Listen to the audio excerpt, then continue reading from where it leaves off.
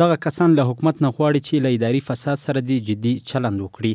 په سلګونه تنه د هرات اوسیدونکو کفنونه اغوستي وو او د هرات ولایت د مقام مخته یې مظاهره وکړه. دغه مظاهره کوونکي وایي د هیواد په بېلابېلو برخو کې اداري فساد د ناامنیو په برخه کې مرسته کوي او همدا لامل دی چې د یو شمیر بنیادی پروژو کارونه ورو پر مخ ځي. یک رئیسی که به اینجا هست فکر کنین که مفسد الارض هست، رشوت میخوره. اگر از طرف وزیر و کنترل بشه میتونه رشوت بخوره. دقیقاً که از مرکز نشأت گرفته و ما میخوایم که ریشه های از مرکز خشکانده بشه.